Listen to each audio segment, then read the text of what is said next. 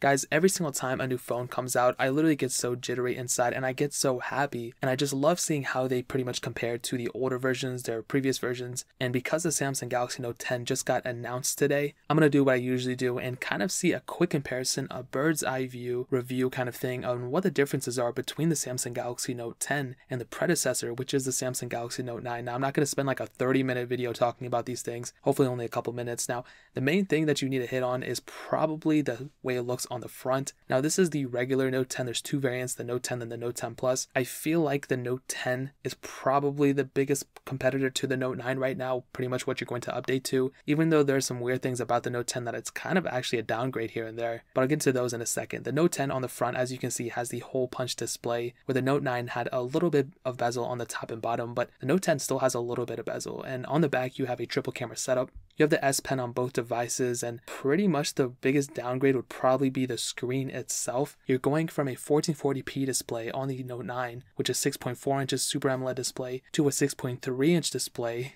so it's smaller a little bit, but also you're going down in resolution. It's only a 1080p display according to the specs that I have, and this is as far as we know now, this is probably like 99% accurate, and that's a pretty crazy thing. I mean, the display is going to be less resolution, but also there's less pixels per inch. I mean, you're going from a 516 pixels per inch device to a 401 pixels per inch device, and it is a dynamic AMOLED display, whatever, but the point being, it's not even a 1440p display, and this phone retailing for like almost $1,000.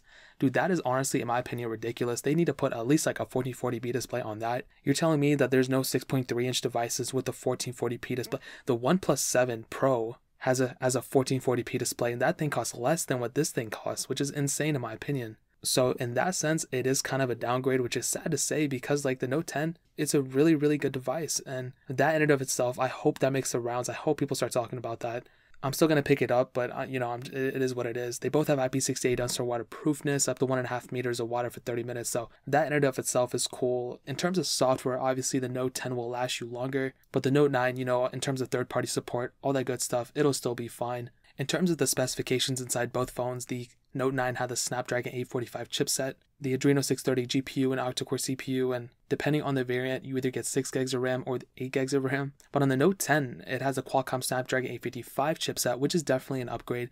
Also has an octa-core CPU and Adreno 640 GPU, and there's only one variant, which is the 256 gig option, and that actually has 8 gigs of RAM. So going from a Note 9, the base model, you're actually getting an additional 2 gigs of RAM, but going from the previous Note 9, the top tier model with 8 gigs of RAM, you're going to be staying the same amount of RAM on both sides. So in terms of performance, the Note 10 will probably be better, because not only because of the updated Qualcomm Snapdragon 855 and the additional RAM depending on the variant, but also the screen is less resolution, so there's less pixels to push, and I guess in a way that's a good thing, but also kind of salty that they did that. Now looking on the back, I kind of hit on this earlier, the Note 9 has a very, very good camera sensor, two 12 megapixel sensors, both have optical image stabilization, both can shoot 4K videos at up to 60 frames per second. I love the Note 9's camera, but the Note 10 has an additional 16 megapixel sensor, ultra wide lens, and that is super, super cool as well. 4K at up to 60 frames again, but I think a lot of the additional cool little features that came with the Galaxy Note 10 or are coming with it are actually software wise. There's some cool additional photo and video capabilities that you don't necessarily have on the Note 9 right now, but I feel like in the future Samsung might actually port those over. Possibly, that's just completely what I'm thinking, but it could be a possibility. We've seen them port features over before. So on the front, 8 megapixel sensor on the Note 9, 10 megapixel sensor on the Note 10. Both can shoot 1440p at the front, and I'll definitely tell you both cameras are going to be amazing, but the Note 10s will probably have the advantage there. The Note 10 does not have a headphone jack, but the Note 9 does, so that's a pretty big thing. Now here's the other thing that kind of made me a little bit mad. Getting a smaller battery on the Note 10, okay, from the Note 9, which is 4,000 mAh, the Galaxy Note 10 has a 3,500 mAh battery, which I don't even know why they did that, because that makes absolutely no sense to me. The Note 10, I'm telling you, will probably be the biggest competitor to the Note 9, or the one phone people are going to update to, because they're around the same screen size, they're around the same size. So the fact that they decrease the resolution and they decrease the battery size is pretty crazy in my opinion.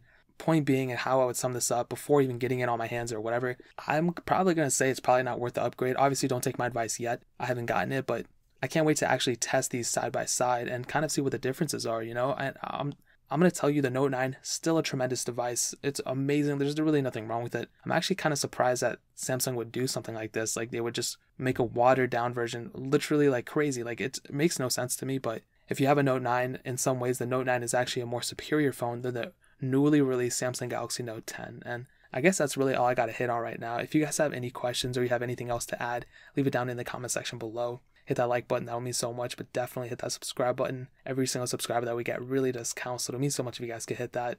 Also, check out the other links down in the description as well. My Twitter, my Instagram, my second channel, all those links are linked down below. I'd really appreciate if you guys could check it out. But more importantly than everything else, I love every single one of you guys. Hopefully I'll catch you guys in the next video. Peace out till then.